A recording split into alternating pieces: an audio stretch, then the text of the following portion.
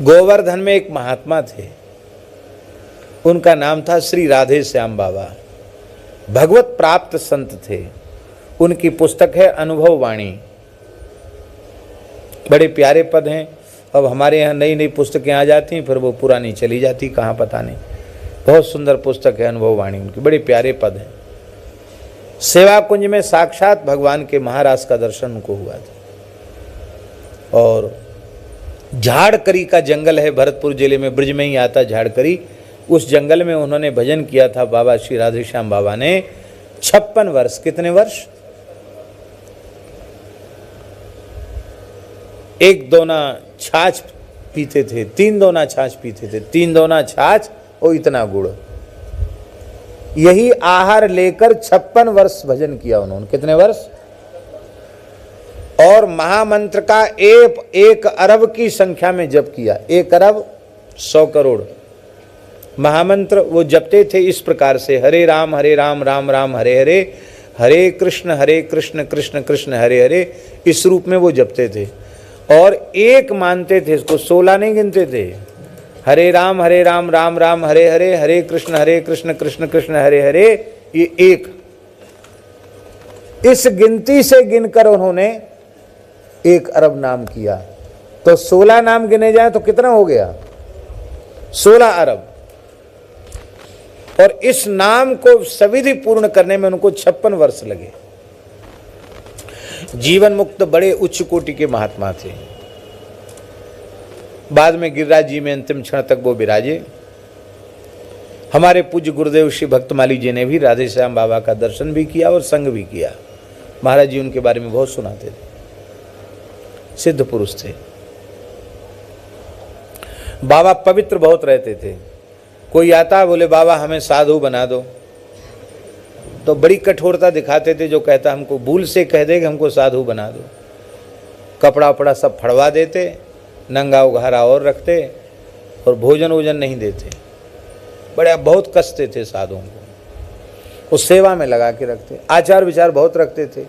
बार बार चौका लगाओ, बार बार चौका लगाओ, कच्चा सब था ही उस जमाने में।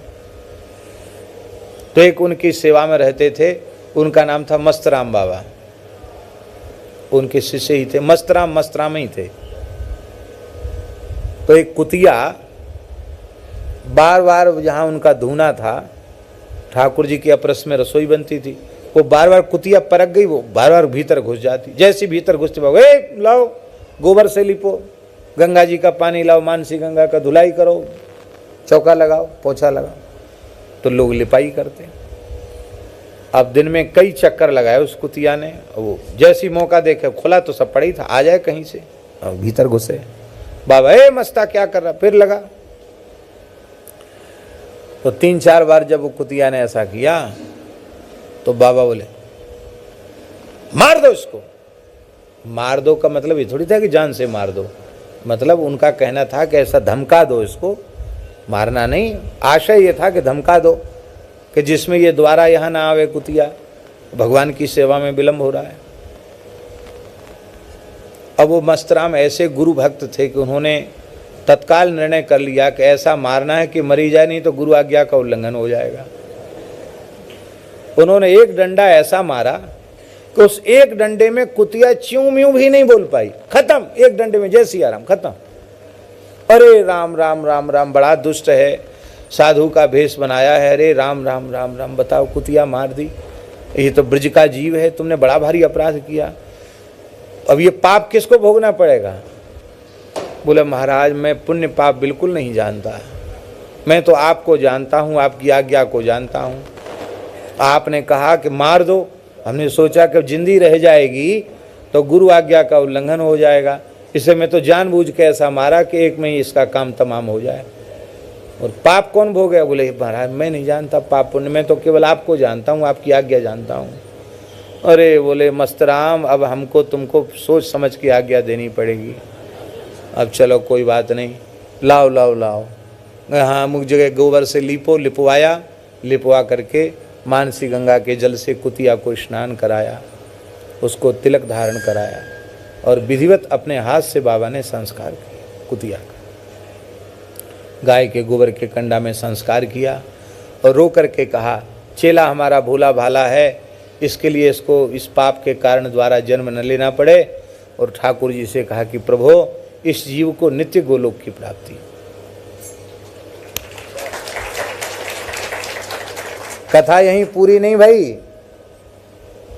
जैसे जगन्नाथपुरी के बड़े बाबा श्री श्री राधा रमण चरण देवजू हैं, बड़े बाबा पुरी के श्री राधा रमण चरण देवदास जी, उनके जीवन का प्रसंग है कि कुत्तों को न्योता किया। ऐसे ही इनके जीवन का प्रसंग है गिरिराज जी में। बोले मस्तराम से बोले भाई अब कुतिया के भंडारे में तो कुत्ते कुतिया आवेंगे खाने के लिए, क्योंकि अब संस्कार किया है तो भोज भंडारा तो करना पड़ेगा। बोले जाओ गिरिराज जी की 7 कोस की परिक्रमा दे के आओ, जो भी कुत्ता कुतिया दिखाई पड़े सबको दंडवत करना। वो कहना महाराज आपके कुतिया मैया मर गई है, उसका भंडारा है, आप कल इतने बजे आना, सबको कह के आओ। मस्तराम 7 कोस में न्योता दे के आए और 7 कोस के कुत्ता कुतिया बिना झगड़े के सब वहाँ इकट्ठे हुए। बाबा ने सबको पवाया, सबको प्रणाम किया। क्या कहना, महात्माओं के काम बड़े विलक्षण हैं। तो अब हम ये बात कह रहे हैं, इस तरह से जो भगवान के अधीन हो गया, गुरु के अधीन हो गया, अब क्रियमाण कर्म बन गए, लेकिन उसका बंधन उसको नहीं रहा। गुरु जी ने कहा इसका बंधन इसको नहीं भोगना पड़ेगा, कोई बात नहीं। वो तो कह दिया उसने, हम कुछ नहीं जानते महाराज, हम तो आपको जानते हैं, हमने आपकी आज्ञा का पालन किया, अच्छा हो बुरा हो आप जानो, हम नहीं जानते कुछ भी।